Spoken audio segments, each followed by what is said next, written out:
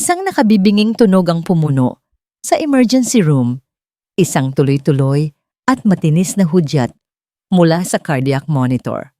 Flatline. Nawalan tayo ng pulso. Code blue! Code blue! Sigaw ng isang nurse. Sa gitna ng kaguluhan, isang boses ang nanatiling kalmado at matatag. Akin na ang defibrillator. Charge to 200. Si Dr. Mara Valdez. Gumagalaw siya ng may tiwala at bilis. Ang bawat kilos ay kalkulado. Ang bawat utos ay malinaw. Ito ang kanyang mundo. Isang lugar kung saan ang buhay at kamatayan ay pinag-aagawan sa bawat segundo. Clear! Umangat ang dibdib ng pasyente kasabay ng pagyanig ng kuryente. Walang nangyari. Ulit! Charge to 300. Muli niyang idiniin ang paddle sa dibdib ng lalaki. Clear! Isang pagyanig pa. Lahat ay naghihintay, nakatitig sa monitor. Pagkatapos ng ilang sandali ng katahimikan, isang mahinang blip ang narinig. Sinundan ng isa pa at isa pa. Isang mabagal ngunit regular na tibok ng puso ang lumitaw sa screen. Napabuga ng hangin si Mara. Naramdaman ng pagod na gumagapang sa kanyang buong katawan. Ngunit kasabay nito, ang isang pamilyar na pakiramdam ng tagumpay. Nailigtas niya ang isang buhay. Ngunit habang pinupunasan niya ang pawis sa kanyang noo, alam niyang hindi lang ito ordinaryong pasyente. Siya si Mr. De Luca, isang mahalagang kasosyo sa negosyo ng mga Valdez.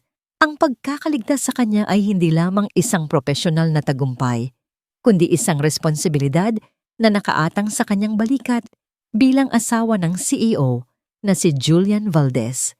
Ang katahimikan sa loob ng mansyon ng mga Valdez ay mas nakakabingi pa kaysa sa sirena ng ambulansya kanina.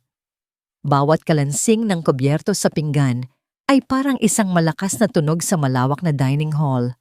Nakaupo si Mara sa tapat ng kanyang biyenan, si Doña Elara Valdez, na matamang nakatitig sa kanya. Amoy ospital ka pa rin, Hija, sabi ni Elara, hindi inaalis ang tingin sa paghiwa nito ng steak. Ang salitang Hija ay dapat sana'y malambing, ngunit sa bibig ng kanyang biyenan, ito'y may kasamang lason. Napayuko si Mara. Pasensya na po, ma'am. May emergency po kanina sa ospital. Lagi namang may emergency? Sagot nito. Hindi ko maintindihan kung bakit kailangan mong magbabad sa lugar na yon. Asawa ka ng isang Valdez. Hindi mo kailangang magtrabaho. Bago pa man makasagot si Mara, nagsalita si Julian na katabi niya. Hinawakan nito ang kanyang kamay sa ilalim ng mesa. Ma, pagod si Mara. At isa pa, pagiging doktor ang bokasyon niya. Ipinagmamalaki ko siya. Ngumiti si Mara sa asawa, isang maliit na pasasalamat. Ngunit ang ngangiti ni Julian ay hindi umabot sa mga mata nito. Kitang-kita ang pag-aalala at tensyon sa kanyang mukha. Siyempre naman kuya, biglang sabat ni Marco, ang nakababatang kapatid ni Julian, mula sa kabilang dulo ng mesa. Sino ba namang hindi hahanga kay sis-in-law? Ang galing-galing niya. Narinig ko nga, si Mr. De Luca mismo ang pasyente niya kanina, lalo na at kaibigan pa ng pamilya ang pasyente. May kung anong lamig sa tono ni Marco na nagpatayo ng balahibo ni Mara. Ngumiti ito sa kanya, ngunit ang mga mata nito'y tila nangungutya. Pagkatapos ng hapunan na parang walang katapusan, sa wakas ay nakahinga ng maluwag si Mara nang makapasok sila ni Julian sa kanilang silid. Niyakap siya ni Julian mula sa likuran habang nakatitig siya sa salamin. Sorry sa kanila, mahal, bulong nito. Hayaan mo na sila. Humarap si Mara at niyakap ang asawa. Okay lang, sanay na ako. Ngunit ang totoo, hindi siya kailanman masasanay.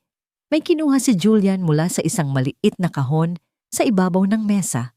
Isang kwintas. Simple, ngunit kumikinang ang diamante sa gitna nito. Para sa'yo, sabi ni Julian habang isinusuot ito sa leeg niya. Para ipaalala sa'yo na kahit anong mangyari, ikaw ang pinakamahalagang yaman ko. Hinalikan siya ni Julian, isang halik na puno ng pagmamahal ngunit may bahid ng paghingi ng paumanhin. Tumugon si Mara. Pilit na iwinawaksi ang lahat ng pag-aalinlangan. Pinili niyang maniwala sa pangako ng pag-ibig nito. Pangako, Mara, sabi ni Julian habang magkadikit ang kanilang mga noo. Palagi akong maniniwala sa'yo. Ano man ang sabihin nila, ilang oras ang lumipas. Mahimbing na ang tulog ni Julian sa kanyang tabi. Ngunit si Mara ay gising pa rin. Pinagmamasdan ang liwanag ng buwan na tumatagos sa bintana. Ang bigat sa kanyang dibdib ay hindi pa rin nawawala. Biglang umilaw ang screen ng kanyang cellphone sa bedside table. Isang mensahe. Sino naman kaya ang magte-text ng ganitong oras? Kinapa niya ang cellphone. Isang hindi rehistradong numero ang lumitaw. Binuksan niya ang mensahe at ang mga salita ay tila isang malamig na kamay na humaplos sa kanyang puso. Mag-ingat ka sa pamilyang pinakasalan mo. Ang malamig na hangin mula sa aircon ng conference room ay tila tumatagos hanggang sa buto ni Julian Valdez. Sa harap niya, isang mahabang mesa na gawa sa mahogany na papaligiran ng mga board member na seryoso ang muka. Bilang CEO ng Valdez Corporation, sanay na siya sa ganitong pressure. Ngunit ngayon, iba ang bigat na kanyang nararamdaman. Hindi ito tungkol sa mga numero o sa stock market. Ito ay tungkol kay Mara. At iyon na ang kabuuan ng report para sa linggong ito. Pagtatapos ng kanilang finance head, tumango si Julian. Pilit na pinapasok sa isip ang mga narinig. Good. We're on track. Any other concerns? Isang kamay ang tumaas. Si Marco. Kuya, panimula nito, ang boses ay puno ng formalidad na para lamang sa loob ng kwartong yon. Hindi ito direktang tungkol sa negosyo, pero may kinalaman sa reputasyon ng pamilya at ng kumpanya. Lahat ng mata ay napunta kay Marco. Naramdaman ni Julian ang pagtibok ng kanyang puso. Tungkol ito sa insidente kagabi kay Mr. De Luca, patuloy ni Marco. Maingat nitong pinili ang bawat salita. Una sa lahat, nagpapasalamat tayo sa asawa mo, kay Mara, sa pagligtas sa buhay niya. Subalit, may mga natanggap akong impormasyon. May ilang komplikasyon daw na nangyari pagkatapos ng procedure. Anong komplikasyon? Malamig na tanong ni Julian. Naglabas si Marco ng isang folder at ipinasa ito sa kapatid. Isang secondary medication ang ibinigay di umano na wala sa standard protocol ng ospital. Nagdulot ito ng bahagyang allergic reaction. Minor lang naman ang kuya. Pero si Mr. De Luca pa rin yan. Ang pangalan ng pamilya natin ang nakataya. Binuklat ni Julian ang report. Ang mga medical na termino ay pamilyar sa kanya, ngunit ang implikasyon sa likod ng mga ito ang nagdulot ng kaba sa kanya. Kilala ko ang asawa ko, Marco. Hindi siya gagawa ng pagkakamali. Mariing sabi ni Julian.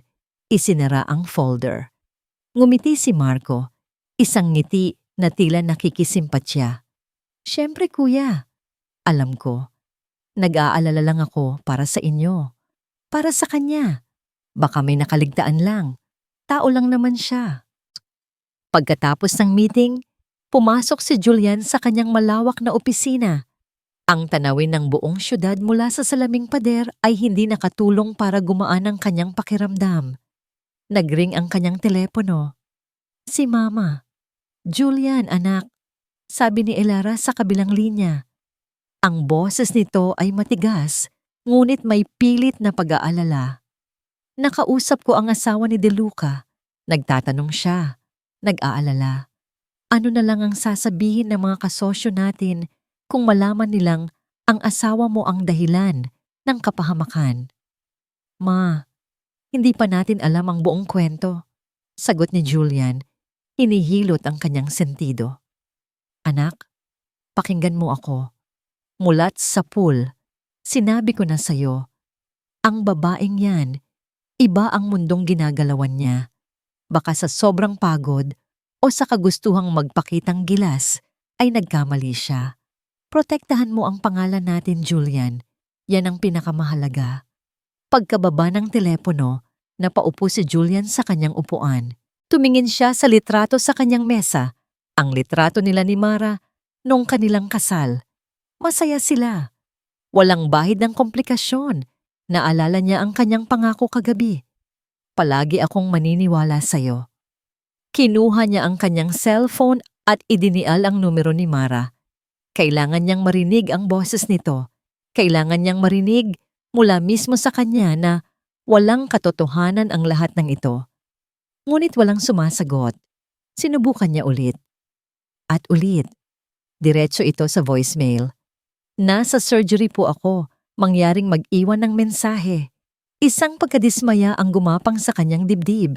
Sinusundan ng hindi maipaliwanag na kaba. Bakit hindi siya matawagan? Ang katahimikan mula sa kabilang linya ay tila nagbibigay ng espasyo para sa mga lason na salita ni na Marco at ng kanyang ina. May kumatok sa pinto ng kanyang opisina. Si Marco. Kuya, pasensya na sa abala. Sabi nito. May dalang isang brown envelope. Ayoko sanang ipakita sa'yo to. Pero bilang kapatid mo, kailangan mong malaman. Painabot nito ang envelope. Nag-aalangan man ay kinuha ito ni Julian. Sa loob, naroon ang isang kopya ng reseta. Malinaw ang pangalan ni Dr. Mara Valdez. Nakasulat doon ang pangalan ng gamot na binanggit ni Marco kanina. Isang gamot na alam ni Julian na kontrobersyal at kasalukuyang nasa ilalim pa lang ng experimental trials. At sa ibaba, ang pirma na hindi maipagkakailangang pirma ng kanyang asawa. Napatitig si Julian sa papel. Ang bawat letra ay tila isang punyal na sumasaksak sa kanyang tiwala. Sa isang iglap, ang tiwalang ipinangako niya kay Mara ay nagsimulang magkaroon ng lamat. Dr. Valdez, pinapatawag po kayo sa conference room. Emergency meeting daw po. Buo ang loob ni Mara habang naglalakad sa pasilyo ng ospital. Ang tawag mula sa opisina ng hospital director ay hindi na bago sa kanya. Marahil ay isang pagpupulong tungkol sa kaso ni Mr. De Luca o baka naman isang bagong protocol na kailangang ipatupad. Sanay na siya sa biglaang mga pagpupulong. Ngunit may kakaiba sa hangin. Ang mga nurse na nakakasalubong niya ay yumuyuko, umiiwas ng tingin. Ang karaniwang masayang bulungan sa hallway ay napalitan ng isang mabigat na katahimikan. Huminto siya sa tapat ng malaking pinto na gawa sa kahoy. Huminga siya ng malalim at pinihit ang doorknob. Direktor, pinapatawag niyo raw po. Natigilan siya. Hindi ito isang simpleng pagpupulong. Nasa loob ang buong board of directors ng ospital. Sa kabilang panig, may mga lalaking naka-Amerikana na hindi niya kilala, mga abogado, marahil. At sa gitna ng lahat, nakaupo sa tabi ng direktor ay si Marco. At sa likuran nito, nakatayo malapit sa bintana, na tila anino sa dilim, si Julian. Automatikong bumilis ang tibok ng puso ni Mara. Ito ay isang bitag. Maupo ka, Dr. Valdez, sabi ng direktor. Ang boses ay walang anumang emosyon. Umupo si Mara sa nag-iisang bakanteng silya sa gitna ng silid. Pakiramdam niya ay nasa isang husgado siya at siya ang nasasakdal. Isang lalaki mula sa panig ng mga abogado ang tumayo. Dr. Valdez, ako si Attorney Reyes, ang legal counsel ng pamilya De Luca. Nandito kami para pag-usapan ang malinaw na kaso ng medical malpractice na naganap sa ilalim ng inyong pangangalaga. Malpractice? Halos pabulong na, sabi ni Mara. Imposible. Sinunod ko ang lahat ng protocol. Naging matagumpay ang operasyon. Ngumisi ang abogado. Naglabas ito ng isang dokumento at inilapag sa mesa sa harap niya. Isang kopya ng reseta. Kinikilala niyo ba ang pirma na ito, doktora? Kinuha ni Mara ang papel. Nanginginig ang kanyang mga kamay. Nandoon nga ang pangalan niya at ang pirma na kamukhang-kamukha ng sa kanya. Ngunit ang gamot na nakasulat, hindi niya kailanman ireresta iyon. Hindi ako ang nagsulat nito. Sabi niya, ang boses ay nagsisimulang manghina. Ganoon ba? Sabi ng abogado. Dahil ang gamot na yan, doktora, ang nagdulot ng matinding allergic reaction Kay Mr. De Luca na muntik na niyang ikamatay kagabi. Mabuti na lang at naagapan ng ibang doktor. Bumaling si Mara kay Marco na nakatingin sa kanya na may pekeng awa. Bilang kinatawan ng Valdez Corporation, malumanay na sabi ni Marco, "Lubha kaming nababahala. Ang insidenteng ito ay hindi lamang naglalagay sa alanganin sa buhay ng isang mahalagang partner, kundi nagdudulot din ng kahihiyan sa pangalan ng aming pamilya." Kahihiyan. Ang salitang yon ay tumama sa kanya na parang isang sampal.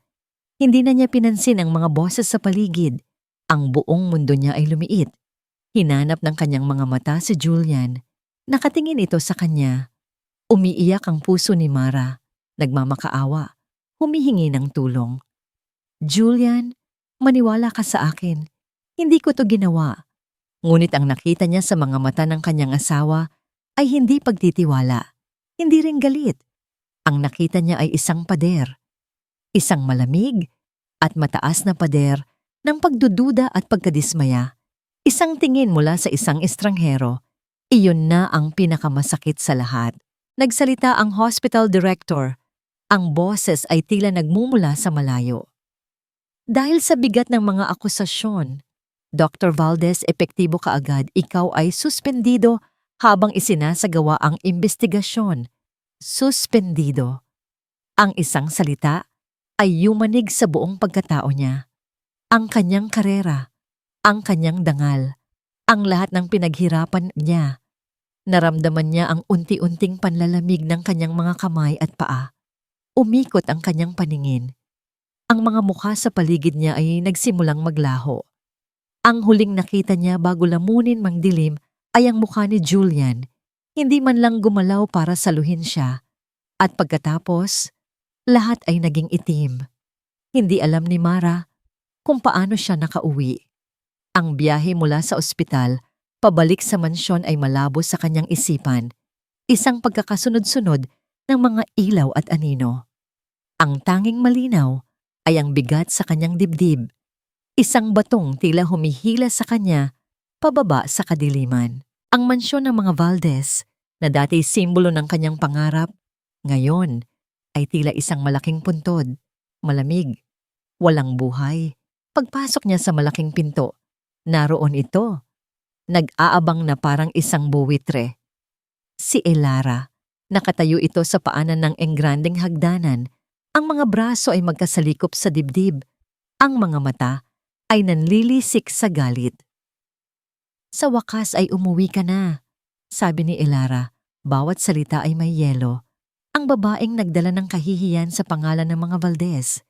Napayuko si Mara, hindi makatingin ng diretso. Ang bawat hibla ng lakas sa kanyang katawan ay naubos na. "Ma'am, wag mo akong tawaging ma'am," sigaw nito. "Sinabi ko na nga ba, mula pa sa umpisa, alam kong isa kang pagkakamali, isa kang kahihiyan." Ang mga salita ay tumama sa kanya. Ngunit hindi na kasing sakit ng tingin ni Julian kanina. Manhid na siya.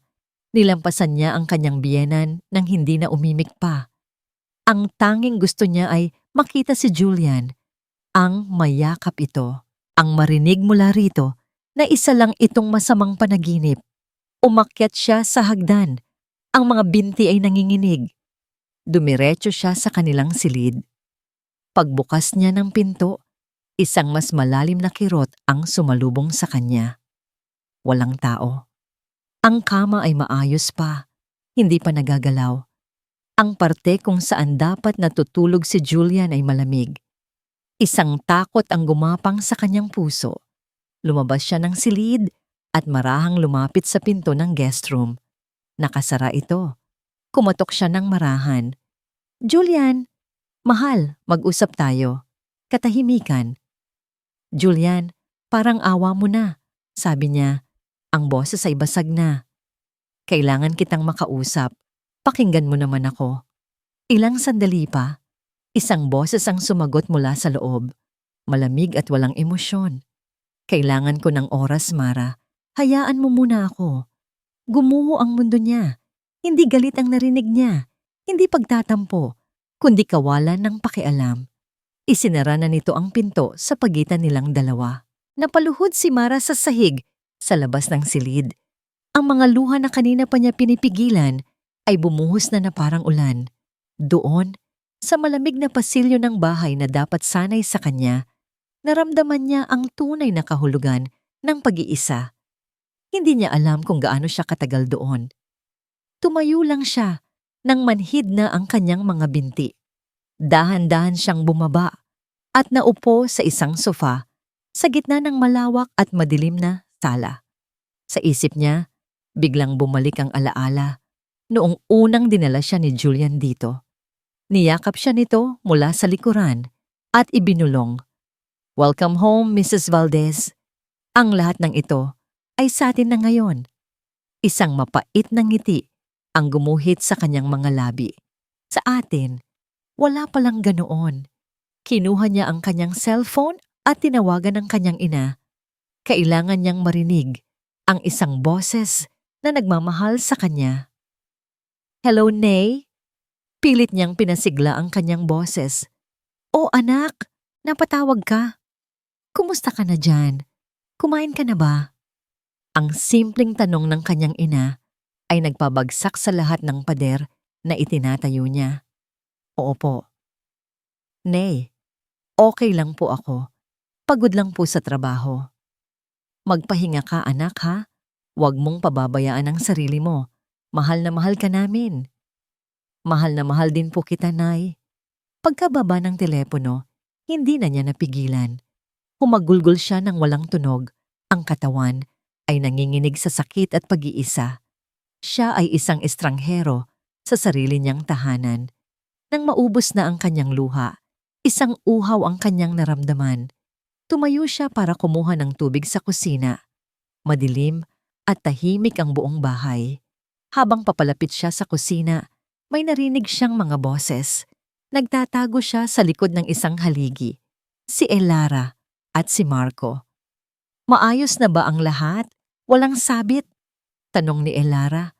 Ang boses ay mahina, ngunit madiin. "Wala ma, malinis ang pagkakagawa," sagot ni Marco. "Kahit ang abogado ng De Luca, bayad na. Ang doktor-doktoran na yon, hindi na makakabalik." Huminto sa pagtibok ang puso ni Mara.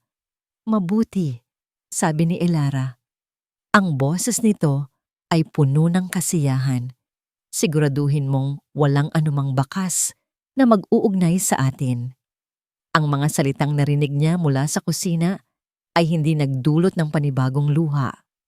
Sa halip, isang kakaibang lamig ang gumapang sa kanyang buong katawan. Isang lamig na nagpatigas sa kanyang mga kalamnan at nagpatalas sa kanyang isipan. Hindi ito simpleng galit lang. Ito ay isang plano. Isang masalimuot at maruming plano para sirain siya. At ang pamilyang pinakasalan niya ang may gawa nito. Hindi na siya iiyak. Tapos na ang pagiging biktima. Dahan-dahan siyang bumalik sa kanyang silid. Bawat hakbang ay maingat at tahimik. Kinuha niya ang kanyang cellphone. May isang tao siyang kailangang tawagan. Isang taong pinagkakatiwalaan niya sa loob ng ospital. Nagring ito ng ilang beses bago sinagot. "Hello, Mara? Anong nangyari sa'yo? Narinig ko ang balita." Ang boses sa kabilang linya ay puno ng pag-aalala. "Ate Gina," bulong ni Mara. Si Ate Gina ay isang senior nurse sa Aruna, naging mentor at parang pangalawang ina na niya sa ospital. "Kailangan ko po ng tulong niyo."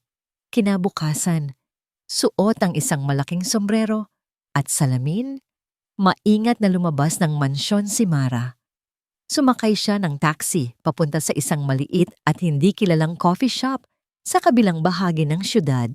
Doon, sa isang sulok, naghihintay si Ate Gina. "Mara anak," sabi nito sabay yakap sa kanya. Ano ba talaga ang nangyayari? Ikinuwento ni Mara ang lahat, mula sa pagdududa ni Julian hanggang sa pag-uusap ni na Elara at Marco na narinig niya kagabi. Walang hiya sila. Nanggigil na sabi ni Ate Gina. "Alam kong may mali. Kilala kita, Mara. Hindi ka pabayang doktor." "Kaya po kailangan ko ng tulong niyo, ate," sabi ni Mara. Ang boses ay puno ng determinasyon. Kailangan kong makita ang original na medical records ni Mr. De Luca. Hindi ang kopya na ipinakita nila sa meeting. Ang pinaka-original na chart. Delikado yan, Mara. Babala ng nurse. Mahigpit na binabantayan ang records room ngayon. Alam ko po. Pero ito lang ang paraan. May mali sa mga dokumento, Ate Gina. Nararamdaman ko. At hahanapin ko yon. Gabi. Sa maliit na apartment ni Ate Gina, ang amoy ng matapang na kape ay humahalo sa tunog ng marahang pagbubuklat ng mga papel. Gamit ang kanyang access card, nagawa ng paraan ni Ate Gina na makakuha ng kopya ng mga original na logbook at chart bago pa man ito opisyal na mailagay sa digital system. Magkatabi silang nakaupo sa sahig. Ang mga dokumento ay nakalatag na parang isang komplikadong puzzle. Lahat naman ay mukhang tugma, Mara, sabi ni Ate Gina pagkatapos ng halos 2 oras.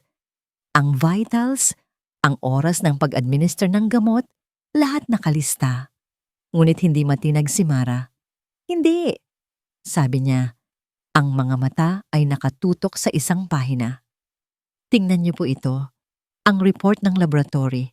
Ayon dito, stable ang kidney function ni Mr. De Luca bago ko siya binigyan ng gamot para sa puso. Pero ang gamot na inaakusa nilang ibinigay ko. Kilala iyon na may masamang epekto sa kidneys. Kung totoo ang sinasabi nila, dapat ay may biglaang pagtaas sa creatinine level niya. Pero wala. Namangha si Ate Gina sa talas ng isip ni Mara. Oo nga no. Patuloy na sinuri ni Mara ang bawat papel, ang bawat sulat kamay. Ang kanyang kaalaman bilang doktor, ang kanyang tanging sandata. Hanggang sa isang bagay ang pumukaw sa kanyang pansin. Isang maliit, halos hindi kapansin-pansing detalye. Ate, sabi ni Mara, itinuturo ang isang maliit na piraso ng papel. Isa itong supplemental order form. Kaninong pirma po ito? Kay Dr. Alcaraz yan, isang bagong medical intern, sagot ni Ate Gina. Tinitigan ni Mara ang pirma. Bakit isang intern ang pipirma sa isang critical supplemental order para sa isang VIP patient? Dapat attending physician o ako ang pipirma dyan? Kinuha niya ang papel at inilapit sa ilaw. Tinitigan niya ito ng mabuti. May mali. May mali sa pagkurba ng mga letra. Alam ko na, biglang sabi ni Mara. Ang kanyang mga mata ay nanlaki sa pagkatuklas. Hindi ito totoong pirma. Pekeng-peke. Masyadong malinis, masyadong pinag-isipan.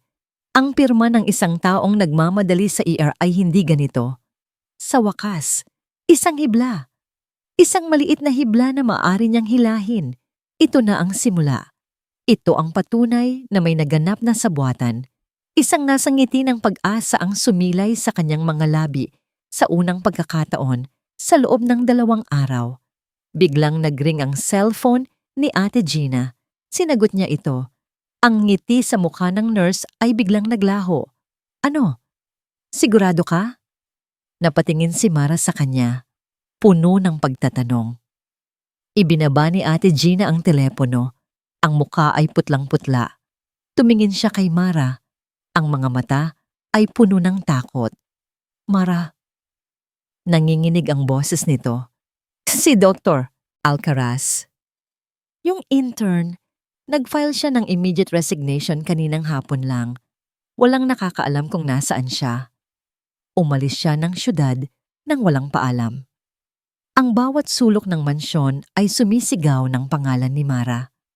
Ang katahimikan sa kanilang silid, ang bakanting upuan sa hapagkainan, ang halimuyak ng kanyang pabango na nanatili sa mga unan. Para kay Julian, ang bawat sandali sa loob ng bahay ay isang paalala ng kanyang kabiguan. Ipinikit niya ang kanyang mga mata at ang nakikita niya ay ang mukha ni Mara sa conference room, puno ng sakit, pagtataksil at pagmamakaawa. Pagkatapos, ang pagbagsak nito. Isang imahe na paulit-ulit na bumabalik sa kanyang isipan na parang isang bangungot na ayaw siyang tigilan. Pinilit niyang paniwalaan ang sinabi ng kanyang ina at kapatid. Ginawa niya ang tama para sa pamilya, para sa kumpanya. Ngunit bakit pakiramdam niya ay mas mali ang lahat ngayon? Upang takasan ang mga multo sa mansyon, ibinuhos ni Julian ang kanyang sarili sa trabaho. Nagkulong siya sa lumang library ng kanyang ama, isang lugar na bihira niyang puntahan. Doon, napapaligiran siya ng mga libro at ng amoy ng lumang papel. Sinusubukang ayusin ang isang gusot sa kontrata ng isa nilang proyekto. Habang hinahanap niya ang isang lumang dokumento sa isang mataas na estante, hindi niya sinasadyang natabig ang isang maliit, nakatagong kahon na gawa sa nara. Nahulog ito sa sahig at kumalat ang laman nito. Napabuntong hininga si Julian. Pinulot niya ang mga nagkalat na gamit. Karamihan ay mga lumang litrato ng kanyang ama noong kabataan nito. May isa kung saan kasama nito ang isang lalaki na hindi niya kilala. Pareho silang nakangiti habang nasa isang construction site. At sa ilalim ng mga litrato, may isang manipis at naninilaw na folder. Personnel file. Basa niya sa nakasulat sa labas. Confidential. Dahil sa kuryosidad, binuksan niya ito. Ito ay isang termination record. Ang pangalan sa file, Ramon Santos. Ang petsa, mahigit 20 taon na ang nakalipas.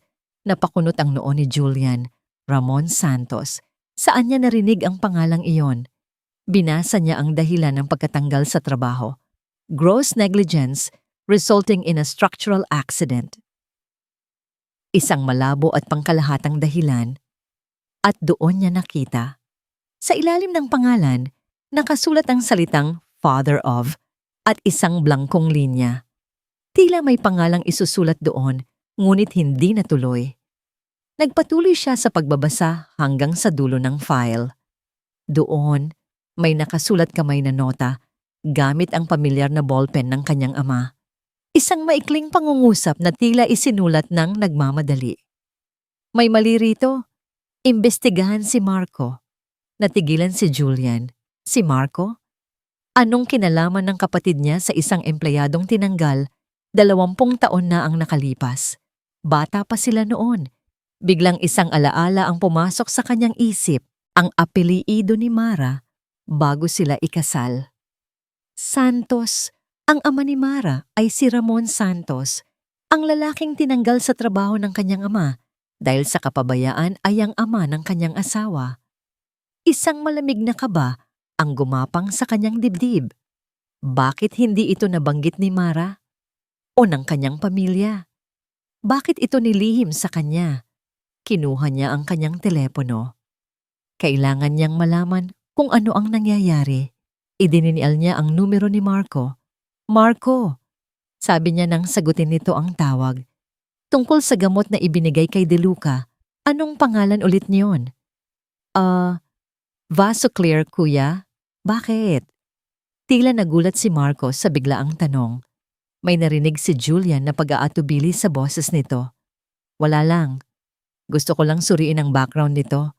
Bago ba iyan sa market? Pagpupumilit ni Julian. Medyo. Oo kuya, medyo bago. Sagot ni Marco, halatang hindi komportable. Bakit mo natanong? Sige na, salamat. Sabi ni Julian at ibinaba ang tawag. May mali. Ang pag-aatubili ni Marco ay hindi normal. Ang lumang file, ang pangalan ng ama ni Mara. Ang nota ng kanyang ama. Ang mga piraso ng puzzle ay magulo, ngunit nagsisimula ng bumuo ng isang larawan sa kanyang isip. Isang larawan na hindi niya gustong makita. Pinulot niya ang litrato ng kanyang ama, kasama ang ama ni Mara. Magkaibigan sila. Imposibleng basta-basta na lang tatanggalin ng kanyang ama ang isang kaibigan nang walang matibay na dahilan. May mali rito. Imbestigahan si Marco. Ang mga salita ng kanyang ama ay umalingaw-ngaw sa kanyang isipan, hindi na bilang isang lumang nota, kundi bilang isang babala mula sa nakaraan. Ang tiwalang ibinigay niya sa kanyang pamilya ay nagsimulang gumuho, at sa mga lamat nito, isang mas malaking pagdududa ang nagsimulang sumibol. Ang pagkawala ni Dr. Alcaraz ay isang malaking dagok, ngunit para kay Mara, isa rin itong kumpirmasyon. Kung wala siyang kasalanan, hindi siya tatakas. Ang pagtakas niya ay nangangahulugang may tinatago siya, o mas masahol pa, may kinatatakutan siya. Kailangan niyang hanapin ang intern. Siya ang susi sa lahat. Gamit ang kaunting pera na naipon niya, humingi ng tulong si Mara sa isang kaibigan na marunong sa paghahanap ng impormasyon. Nakuha niya ang huling kilalang address ng pamilya Alcaraz, isang maliit at simpleng bahay sa isang tahimik na probinsya, malayo sa gulo ng syudad. Naglakbay si Mara mag-isa. Bawat kilometro na nilalakbay ng bus palayo sa Maynila ay tila 1 kilometrong paglayo sa buhay na winasak ng mga Valdez. Ang bahay ng mga Alcaraz ay maliit. Ang pintura ay natutuklap na. Isang matandang babae, nakaupo sa isang tumba-tumba sa beranda, ang sumalubong sa kanya. Ang ina ni Dr. Alcaraz. Sino po sila? Tanong ng matanda. Ang mga mata ay malabo na. Kaibigan po ako ni Michael. Nay, magalang na sagot ni Mara, ginagamit ang unang pangalan ng intern. Gusto ko lang po sana siyang kamustahin. Isang lungkot ang gumuhit sa mukha ng matanda. Wala na siya rito, Hija. Umalis siya. May importanteng kailangan daw asikasuhin sa ibang bansa. Ganoon po ba? Biglaan naman po yata, sabi ni Mara. Tumingin sa malayo ang matanda. Oo, malaki ang oportunidad na ibinigay sa kanya, sabi niya. Ipinangako niyang ipapagamot na niya ang sakit ko sa puso kapag nakaipon na siya. Bigla itong napahawak sa dibdib, tila nahihirapang huminga. Binigyan niya ako ng malaking halaga bago siya umalis. Pero mas gusto ko pa siyang makasama kaysa sa pera. Malaking halaga po? Oo. Sabi niya, bonus daw mula sa isang kumpanya ng gamot. Magaling daw kasi ang anak ko. Kumpanya ng gamot. Ang mga salitang yon ay tumatak sa isip ni Mara. Hindi ito bonus. Ito ay bayad para sa kanyang pananahimik. Nagpaalam si Mara sa matanda, nag-iwan ng kaunting tulong pinansyal. Habang nasa biyahe pabalik, hindi na niya inisip ang intern. Inisip niya ang sinabi ng ina nito. Kumpanya ng gamot. Aling kumpanya? Pagka-uwi sa apartment ni Ate Gina, dumiretso siya sa lumang laptop nito. Nag-umpisa siyang magsaliksik. Hinanap niya ang listahan ng lahat ng pharmaceutical companies na may kaugnayan sa Valdez Corporation. Marami. Karamihan ay malalaki at kilalang kumpanya. Ngunit isa ang umagaw sa kanyang pansin. Isang maliit na kumpanya na halos walang online presence. Innovare Pharmaceuticals. Ayon sa business registration nito, ito ay isang subsidiary ng Valdez Corp. Itinatag 3 taon na ang nakalipas. Ang nakakagulat, ang Innovare ay nakarehistro bilang isang research and development firm, hindi isang manufacturing company. Anong ginagawa ng isang R&D firm na nagbibigay ng bonus sa isang medical intern? Nagpatuloy siya sa paghuhukay. Ginamit niya ang mga medical access websites na alam niya, mga forum para sa mga doktor. At doon, sa isang nakatagong thread, nakita niya ito. Isang usapan tungkol sa isang bagong gamot. Isang gamot na may malaking potensyal, ngunit may mapanganib na side effects. Ang pangalan ng gamot, Vasoclear. Ang parehong gamot na nasa pekeng reseta. Ang Innovare Pharmaceuticals ang nagpopondo sa underground clinical trials ng Vasoclear. Ibinibigay nila ito sa ilang doktor para subukan sa mga pasyente ng walang tamang pahintulot mula sa gobyerno, kapalit ng malaking bayad. Naintindihan na ni Mara ang lahat. Si Mr. De Luca ay hindi lang isang pasyente. Siya ay isang guinea pig. Ang malpractice na ibinibintang sa kanya ay hindi isang simpleng pagkakamali. Ito ay isang cover-up. Isang cover-up para sa isang iligal at hindi makataong pag-eeksperimento. At siya si Dr. Mara Valdez, ang ginawa nilang perpektong pambintang para pagtakpan ang kanilang krimen. Nanginginig niyang hinanap ang isang dokumento na magpapatunay sa lahat ng ito. Isang listahan ng mga pasyenteng kasama sa trial, isang internal memo, kahit ano. At sa wakas, nakakita siya ng isang naka-encrypt na file sa isang lumang server na na-access niya. Habang sinusubukan niyang i-decrypt ito, naramdaman niyang bumabagal ang laptop. Biglang isang warning message ang lumitaw sa screen. Virus detected. Sinubukan niyang isara ito, pero huli na ang lahat. Isa-isang nagsara ang mga bintana. Ang screen ay naging itim at pagkatapos, isang mensahe sa kulay pulang letra ang lumitaw. System erased. Napasigaw si Mara sa pagkadismaya. Lahat ng pinaghirapan niya, lahat ng ebidensya, nawala. Kasabay ng kanyang sigaw, narinig niya ang tunog ng isang sasakyan na mabilis na umalis mula sa labas ng bintana ng apartment. Sumilip siya, isang itim na kotse, walang plaka. Lulan nito ang lahat ng kanyang pag-asa. Alam na nila, alam nilang alam na niya, at gagawin nila ang lahat para patahimikin siya. Ang takot na naramdaman ni Mara mula sa itim na kotse ay mabilis na napalitan ng galit. Hindi na siya ang tatakbo, hindi na siya ang magtatago. Kung gusto nila ng laban, ibibigay niya. Ngunit kailangan niya ng kakampi. Kailangan niya si Julian. Sa kabila ng lahat, isang maliit na bahagi ng kanyang puso ay umaasa pa ring maniniwala ito sa kanya kapag nalaman ang buong katotohanan. Samantala, sa opisina ng Valdez Corporation, isang ibang klaseng lason ang ikinakalat. Kuya, tingnan mo ito. Inilapag ni Marco ang isang brown envelope sa mesa ni Julian. Ang parehong taktika, ngunit may ibang laman. Ano na naman yan, Marco? Pagod na tanong ni Julian. Ang mga araw na lumipas ay puno ng pagdududa at pagsisisi. Buksan mo, kuya, para malaman mo ang tunay na kulay ng babaeng pinakasalan mo. Nag-aalangan man ay binuksan ni Julian ang envelope. Sa loob, may mga litrato. Mga litratong kuha mula sa malayo.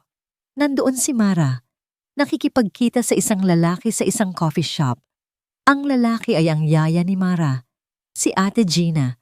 Ngunit sa malabong kuha, mukha itong isang lalaking hindi pamilyar. Sa isang litrato, may iniabot na pera ang lalaki kay Mara.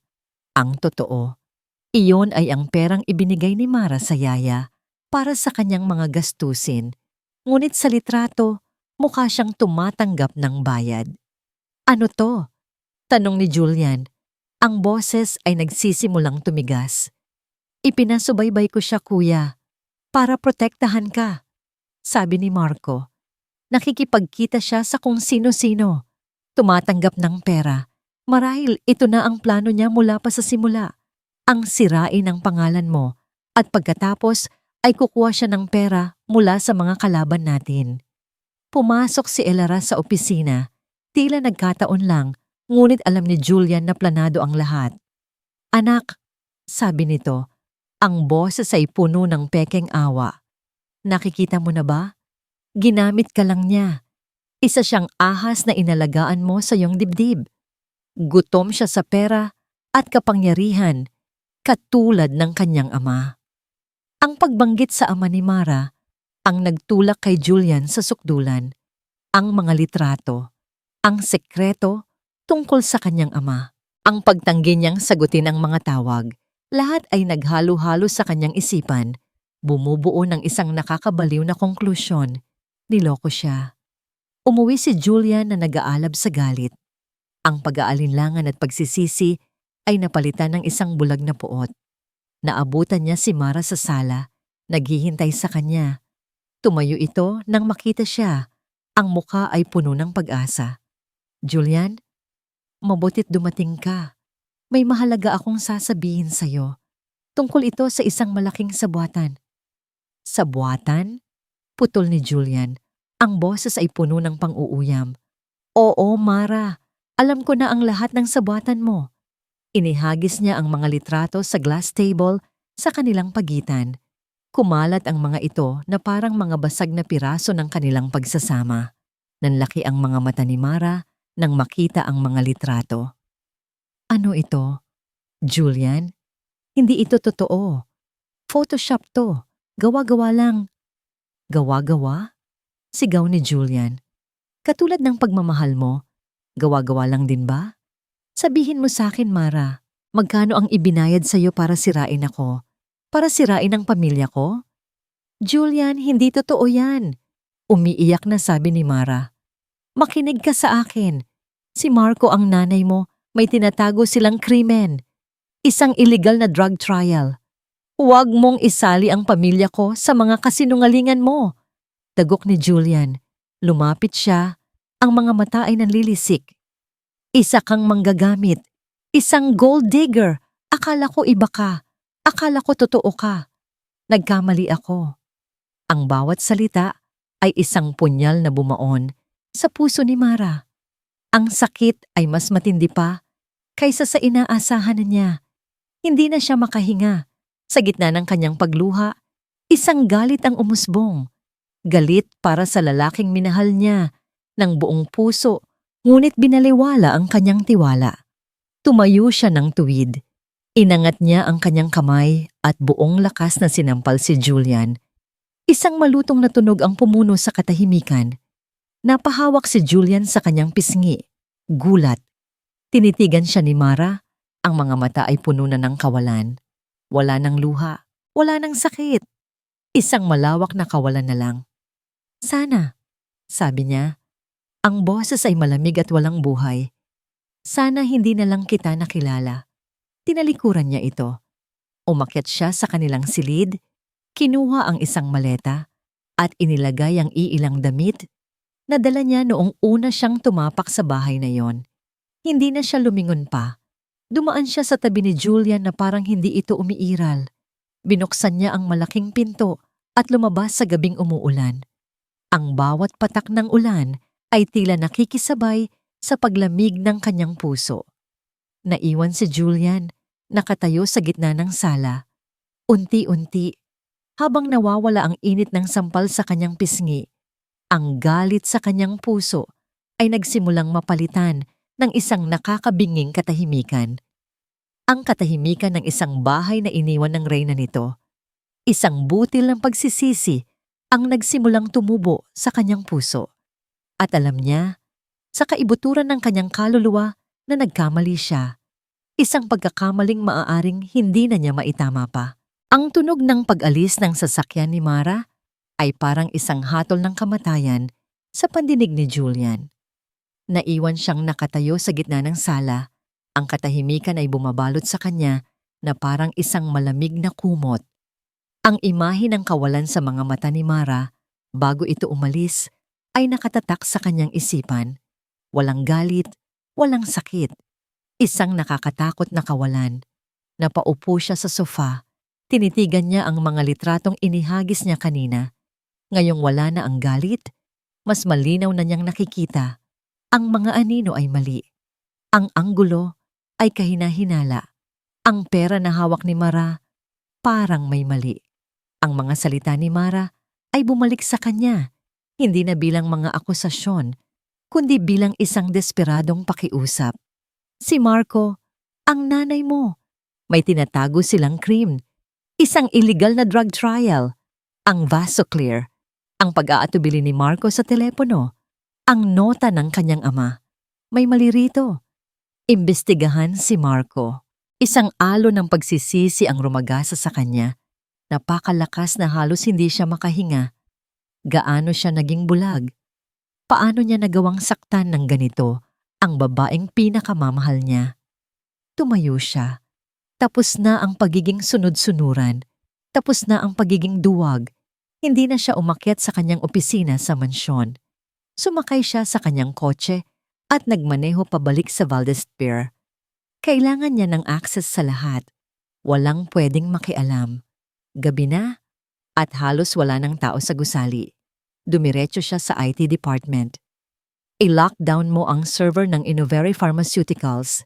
Walang pwedeng mag-access o magbura ng kahit anong file maliban sa akin. Utos niya sa head ng IT na nagulat sa biglaang pagdating ng CEO. Gawin mo yan ngayon din. Pagkatapos, nagkulong siya sa kanyang opisina. Dito, siya ang hari. Walang makakapigil sa kanya. Sinimulan niyang buksan ang mga file ng Innovare, mga financial records, mga email, mga internal memo. Sa una, lahat ay mukhang malinis. Ngunit alam ni Julian kung saan titingin. Hinanap niya ang mga nakakode na proyekto, ang mga miscellaneous expenses na walang malinaw na paliwanag. Tumawag siya sa isang private investigator, isang taong pinagkakatiwalaan ng kanyang ama noon. Hanapin mo sa akin ang lahat ng impormasyon tungkol sa isang Dr. Michael Alcaraz, isang medical intern na biglang umalis. Gusto kong malaman kung nasaan siya at kung sino ang nagpadala sa kanya doon. Habang naghihintay, nagpatuloy siya sa paghuhukay at sa wakas, nakita niya ito. Isang folder na protektado ng maraming layer ng encryption. Ang pangalan ng folder, Project Nightingale. Ginamit niya ang kanyang pinakamataas na access bilang CEO para buksan ito. At sa loob, naroon ang lahat. Ang listahan ng mga pasyente na kasama sa illegal na trial. Ang mga pangalan ng doktor na binayaran para manahimik. Ang mga report tungkol sa mga malalang side effects. Kabilang na ang mga kaso ng biglaang pagpalya ng puso. At ang pinakamasaklap sa lahat, ang isang detalyadong plano na isinulat mismo ni Marco. Isang contingency plan sakaling pumalpak ang trial. Ang plano, humanap ng isang fall guy. Isang doktor sa Aruna Hospital na may koneksyon sa pamilya Valdez. Isang taong madaling paniwalaan na magkakamali dahil sa pressure. Isang taong perpekto para pagbintangan. Ang pangalan ni Mara ay nasa ibabaw ng listahan, naka-highlight pa. Napahawak si Julian sa kanyang dibdib. Ang hangin ay tila naubos sa kanyang baga. Ang katotohanan ay mas masahol pa sa kanyang inaakala. Hindi lang nila sinira ang reputasyon ni Mara. Ginawa nila siyang panakipbutas sa isang krimen na maaaring ikamatay ng maraming tao. Napatingin siya sa salamin sa kanyang opisina. Ang nakita niya ay hindi isang CEO, kundi isang duwag, isang hangal, isang lalaking sumira sa tiwala ng nag-iisang taong tunay na nagmahal sa kanya. Isang galit na hindi niya pa naramdaman kailanman ang umakyat mula sa kanyang sikmura. Galit sa kanyang ina, galit sa kanyang kapatid, ngunit higit sa lahat, galit sa kanyang sarili. Kinuha niya ang kanyang telepono at tinawagan ang kanyang executive assistant. Ang boses niya ay kalmado, ngunit sa ilalim nito ay isang nagbabagang galit. "Magpatawag ka ng family meeting," sabi niya. "Sa main conference room, ngayon din, ipasundo mo si Mama at si Marco. Sabihin mong emergency at kailangan sila dito." Nagpause siya sandali. "At isa pa," dagdag niya, ang boses ay bahagyang nanginig. "Hanapin mo si Mara para sa akin. Sabihin mo sa kanya. Sabihin mong kailangan ko siya." Ang bahay ng mga magulang ni Mara ay maliit, ngunit puno ng init na hindi niya naramdaman kailanman sa mansyon ng mga Valdez. Dito, sa piling ng kanyang ina at ama, pansamantala niyang naramdaman ang kapayapaan. Ngunit sa ilalim ng kapayapaang yon, may isang sugat na patuloy na dumudugo. Isang itim at eleganteng kotse ang huminto sa tapat ng kanilang simpleng bahay. Bumaba mula rito ang executive assistant ni Julian, si Ana, isang babaeng palaging mabait sa kanya. "Mamara," magalang na sabi ni Ana. "Pinapasundo po kayo ni Sir Julian. May emergency family meeting po. Kailangan daw po kayo doon." "Wala na akong pamilya doon," malamig na sagot ni Mara. "Ma'am, parang awa niyo na po." Pakiusap ni Ana, ang mga mata ay puno ng pag-aalala. "Iba po si Sir Julian ngayon. Mula nang umalis kayo, hindi na po siya umuuwi. Nasa opisina lang siya. At ngayon, may kakaiba sa boses niya. Sabi niya, sabihin mong kailangan ko siya. Ma'am, para na rin po sa katarungan ninyo. Sana po sumama kayo." Ang salitang katarungan ang nagpabago sa isip ni Mara. Hindi para kay Julian, Hindi para sa kanilang pagsasama, kundi para sa kanyang sarili, para sa kanyang pangalan. Tumango siya. Sige, sasama ako. Pagdating niya sa Valdez Tower, ang conference room ay puno ng tensyon. Nakaupo sa magkabilang dulo ng mesa sina Elara at Marco. Ang mukha ni Elara ay puno ng pagtataka, habang si Marco naman ay halatang kinakabahan. Sa gitna, sa upuan ng CEO, nakaupo si Julian. Ang kanyang mukha ay parang bato. Walang emosyon, maliban sa mga mata niyang nag-aalab. Mabutit narito na kayo. Panimula ni Julian. Ang boses ay malamig. Mayroon lang akong ilang bagay na gustong linawin. Pinindot niya ang isang button. Ang malaking screen sa likod niya ay umilaw. Ang unang lumitaw ay ang financial records ng Innovare Pharmaceuticals, ang mga nakatagong transaksyon, ang malalaking bayad sa mga doktor at ospital. Marco? Sabi ni Julian, hindi tumitingin sa kapatid. Ano ang Project Nightingale?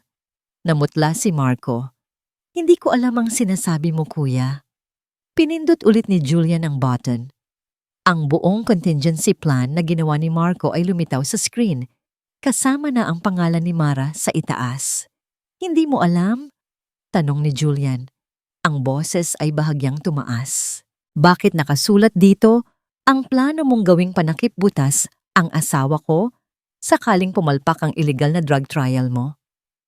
Julian, anong ibig sabihin nito? Tanong ni Elara, naguguluhan. Hindi siya pinansin ni Julian.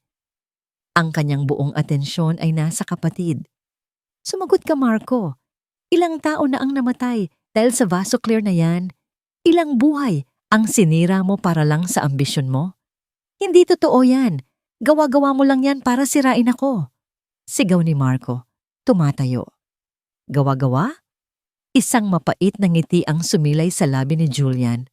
Kung ganoon, baka kilala mo ang taong ito. Pinindot niya ang isa pang button. Isang video call ang lumitaw sa screen. Mula sa isang hindi kilalang lokasyon, naroon ang mukha ni Dr. Michael Alcaraz, ang intern. Sa likod niya ay dalawang lalaking mukhang security. Dr. Alcaraz, sabi ni Julian, maaari mo bang sabihin sa amin kung sino ang nag-utos sa'yo na pekehin ang pirma sa reseta ni Mr. De Luca? Nanginginig na tumingin si Alcaraz sa screen. Itinuro niya si Marco. Siya po. Si Sir Marco Valdez. Binayaran niya po ako para gawin iyon, sabi niya. Kung hindi ko gagawin, idadamay niya ang pamilya ko. Gumuho ang mundo ni Marco. Sinungaling. Binayaran ka ni Julian para siraan ako. Sa gitna ng kaguluhan, bumukas ang pinto ng conference room. Lahat ay napatingin. Nakatayo doon si Mara. Payapa ngunit matatag. Sa likod niya, si Ate Gina, ang yaya, na may hawak na isang logbook. Baka ito ang hinahanap niyo, sabi ni Mara. Ang boses ay malinaw at matatag. Inilapag niya ang original na logbook ng ER sa mesa. Ang logbook na nagpapatunay na wala akong iniresetang kahit ano maliban sa standard protocol. Isang logbook na sinubukan ninyong itago. Tumingin siya kay Julian. Sa unang pagkakataon, nakita niya sa mga mata nito ang lahat ng pagsisisi at sakit sa buong mundo. Ngunit hindi iyon ang mahalaga. Ngayon, bumaling siya kay Elara. At kayo naman po, Mrs. Valdez, baka naalala niyo pa ang isang Ramon Santos. Ipinakita ni Julian sa screen ang lumang 201 file ng ama ni Mara, kasama ang nota ng kanyang ama. Ang ama ni Mara na tinanggal ninyo sa trabaho 20 taon na ang nakalipas dahil sa isang aksidente na kagagawan pala ng paborito ninyong anak. Napahawak si Elara sa kanyang dibdib. Ang lahat ng kasinungalingan, ang lahat ng sikreto ay bumabagsak sa kanya ng sabay-sabay. Hindi totoo. Bulong niya, hindi na kinaya ni Marco. Sa isang biglaang pagsabog ng galit at desperasyon, sinugod niya si Julian. Kasalanan mo ang lahat ng ito. Ngunit bago pa siya makalapit, 2 security guard na nag-aabang sa labas ang pumasok at marahas siyang pinigilan. Pakawalan niyo ako. Ako ang Valdez! Sigaw ni Marco habang kinakaladkad palabas. Naiwan sa silid ang isang nakakabinging katahimikan. Tinitigan ni Elara ang lahat ng ebidensya sa screen. Ang mukha ng kanyang anak na kriminal, ang mukha ng babaeng minaliit niya, ang multo ng nakaraan. Ang bigat ng katotohanan ay tila isang malaking bato na dumagan sa kanyang puso. Napahawak siya ng mahigpit sa kanyang dibdib, ang mukha ay biglang namutla. Hirap siyang huminga. Ma! Sigaw ni Julian. Bumagsak si Elara mula sa kanyang upuan. Walang malay. Ang sunod na mga pangyayari ay tila isang mabilis at magulong panaginip. Ang tunog ng sirena ng ambulansya. Ang pagdating ng mga pulis para opisyal na arestuhin si Marco. Ang mga nagtatakang mukha ng mga empleyado sa lobby. Sa gitna ng lahat ng kaguluhan, isang tao ang nanatiling kalmado. Si Mara. Habang hinihintay ang mga paramedic, siya ang unang lumapit kay Elara. Gamit ang kanyang profesional na kaalaman, sinuri niya ang pulso nito, tiningnan ang airway, at inilagay ito sa recovery position. Hindi bilang manugang na inapi, kundi bilang isang doktor na may sinumpaang tungkulin. Nakita ni Julian ang lahat ng iyon. Ang babaeng winasak niya ay siya ngayong nagliligtas sa buhay ng taong pinakadahilan ng kanyang pagkasira. Isang kahihiyan at paghangang hindi masukat ang bumalot sa kanyang puso. Sa ospital, sa parehong ospital kung saan dinungisan ng kanyang pangalan, si Mara ang nag-asikaso sa kaso ni Elara. Nang ma-stabilize na ito sa emergency room, lumabas siya para harapin si Julian na naghihintay sa pasilyo. Ang hallway ay mahaba at puti, naiilawan ng malamig na fluorescent light. Ang katahimikan sa pagitan nila ay puno ng mga salitang hindi masabi. Stable na siya, sabi ni Mara. Ang boses ay pagod, ngunit professional. Isang mild heart attack, dala ng matinding stress, kailangan niyang magpahinga. Salamat, Mara, sabi ni Julian. Ang boses ay garalgal. Salamat. Tumangulang si Mara. Tatalikod na sana siya nang pigilan siya ng boses ni Julian. Mara, sandali. Humarap siya. Dahan-dahan, lumapit si Julian sa kanya. At sa harap niya, sa gitna ng malamig na pasilyo ng ospital, ang makapangyarihang CEO ng Valdez Corporation ay lumuhod. Niyakap nito ang kanyang mga binti. Ang mga balikat ay nanginginig. Patawarin mo ako. Humagulgol siya. Hindi ito ang pilit na paghingi ng tawad ng isang taong nakokonsensya lang. Ito ang basag na pagsusumamo ng isang taong nawasak ang kaluluwa. Patawarin mo ako, Mara. Naging duwag ako. Naging bulag. Naging tanga. Dapat pinaniwalaan kita. Dapat pinrotektahan kita. Pinakinggan ko sila. Pero hindi ikaw na asawa ko. Wala akong kwentang asawa. Patawarin mo ako.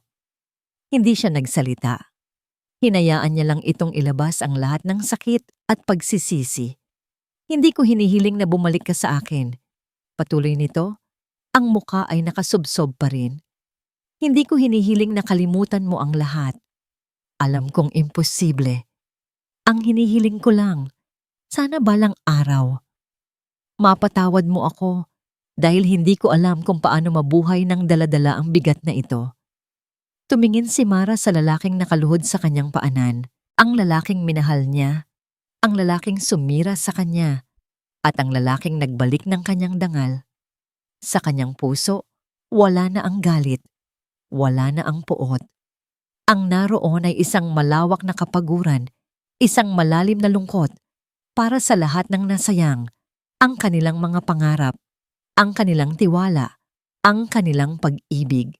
Marahan niyang inalis ang pagkakayakap nito. Itinayo niya ito. Tumayo ka, Julian, sabi niya. Ang boses ay mahinahon. Tumingin ito sa kanya. Ang mukha ay basang-basa ng luha. Naghihintay, umaasa. Tinitigan siya ni Mara. Ang mga mata ay malinaw, ngunit malayo. Kailangan ko munang pagalingin ang sarili ko. Pagkasabi niyon, tinalikuran na niya ito. Bawat hakbang palayo sa kanya ay isang hakbang palapit sa sarili niya. Ang pagpapatawad ay darating, alam niya. Ngunit hindi pa ngayon. Ngayon, ang kailangan niyang unahin ay ang buuin muli ang kanyang puso, piraso bawat piraso. Naiwan si Julian, nakatayong mag-isa sa pasilyo. Ang pag-alis ni Mara ay hindi na masakit katulad ng dati. Dahil sa pagkakataong ito, hindi ito isang pagtalikod. Ito ay isang pangako. Isang pangako ng posibleng paghihilom at para sa kanya. Sa ngayon, iyon ay sapat na. Lumipas ang 6 na buwan. Ang eskandalo ng Valdez Corporation ay yumanig sa mundo ng negosyo. Ngunit sa ilalim ng pamumuno ni Julian, ang kumpanya ay dahan-dahang bumabangon. Iniharap niya ang katotohanan sa publiko, inako ang lahat ng responsibilidad, at nag-umpisa ng malawakang reforma. Si Marco ay nahatulan at nakulong. Si Elara, pagkatapos ng ilang linggo sa ospital, ay piniling manirahan sa isang tahimik na rest home sa probinsya. Ang dating matigas na matriarch ay isa na ngayong tahimik na babae, puno ng pagsisisi. Ngunit ang pinakamalaking pagbabago ay nangyari kay Julian. Hindi niya sinubukang pilitin si Mara na bumalik. Sa halip, ginamit niya ang bawat araw para patunayan ang kanyang pagbabago sa pamamagitan ng gawa, hindi ng salita. Lihim niyang sinuportahan ang isang munting foundation na itinatag ni Mara. Isang foundation na nagbibigay ng libreng serbisyong medikal sa mga mahihirap na komunidad. Nagpapadala siya ng mga donasyon sa ilalim ng ibang pangalan. Minsan sa isang linggo, dumadalaw siya sa Aruuna Hospital, hindi bilang isang makapangyarihang Valdez, kundi bilang isang ordinaryong bisita. Nauupo siya sa isang bench sa hardin ng ospital at mula sa malayo, pinagmamasdan niya si Mara. Nakita niya kung paano siya muling iginalang ng kanyang mga kasamahan. Nakita niya ang ngiti sa mga mukha ng kanyang mga pasyente. Nakita niyang dahan-dahang bumabalik ang dating sigla at liwanag sa mga mata nito. Si Dr. Mara Santos Valdez ay buo na ulit. At para kay Julian, ang makita iyon ay sapat na. Isang hapon, habang nakaupo siya sa kanyang karaniwang pwesto, nagulat siya nang may tumabi sa kanya. Amoy jasmine, ang pamilyar na amoy ni Mara. Hindi siya nagsalita. Hindi rin ito nagsalita. Sa loob ng ilang minuto, sabay lang nilang pinanood ang mga taong naglalakad sa hardin. Nalaman ko, sabi ni Mara. Binabasag ang katahimikan. Ang tungkol sa mga donasyon. Tumingin si Julian sa kanya. Mara, ako. Salamat. Putol niya. Isang maliit na ngiti ang sumilay sa kanyang mga labi. Binisita ko si Mama Elara nung isang linggo. Nagulat si Julian. Kinausap niya ako. Patuloy ni Mara. Humawak siya sa kamay ko at umiyak. Sa unang pagkakataon, nakita ko siya hindi bilang isang Valdez, kundi bilang isang ina na natatakot at nagsisisi. Humingi siya ng tawad. Tumango si Julian, lumunok. Pinatawad mo ba siya? Tumingin si Mara sa malayo. Ang pagpapatawad ay hindi para sa kanila, Julian. Para sa sarili natin. Para makalaya tayo. Oo, pinatawad ko na sila. Tumingin ito sa kanya ng diretsyo. At pinatawad na rin kita. Ang mga salitang iyon ay ang pinakamatamis na musikang narinig ni Julian sa buong buhay niya. Ngunit hindi siya gumalaw. Hinintay niya. Pero ang tiwala, sabi ni Mara, ay ibang usapan. Hindi iyon ibinibigay. Itinatanim iyon, dinidiligan, at pinapatubo muli. Tumayo siya. Inaasahan ni Julian na aalis na ito. Ngunit sa halip, inilahad nito ang kanyang kamay. Tara, sabi niya, maglakad tayo. Nag-aalangan man, tinanggap ni Julian ang kanyang kamay. Ang pagdikit ng kanilang mga balat ay nagpadala ng kuryente sa kanyang buong katawan. Naglakad sila palabas ng ospital, papunta sa isang parke sa malapit. Naglakad sila na parang dalawang ordinaryong tao, hindi isang CEO at isang doktora. Dalawang taong nasaktan, nawasak, at ngayon ay sinusubukang buuin muli ang kanilang mundo. Walang mga malalaking pangako, walang mga matatamis na salita. Habang papalubog ang araw, sa gitna ng parke, huminto sila. May maliit pa ring espasyo sa pagitan nila, isang espasyo ng pag-iingat at respeto. Dahan-dahan, hinanap ng kamay ni Julian ang kamay ni Mara. Hindi niya ito hinawakan ng mahigpit. Hinayaan lang niyang maglapat ang kanilang mga palad. Pagkatapos ng ilang sandali, naramdaman niya ang marahang paghigpit ng mga daliri ni Mara sa kanya. Tumingin sila sa isa't isa. Sa mga mata ni Mara, nakita ni Julian ang isang bagong simula. Isang pag-asa. Hindi ito ang dating pag-ibig na puno ng idealismo at pangarap. Ito ay isang pag-ibig na mas matatag, mas totoo. Isang pag-ibig na sinubok ng apoy at nakaligtas. Dahil sa huli, ang pundasyon ng tunay na pag-ibig ay hindi mga pangako, kundi ang tiwalang paulit-ulit na itinatayo, gaano man ito kadalas mawasak. At sa ilalim ng papalubog na araw, nagsimula silang magtanim muli.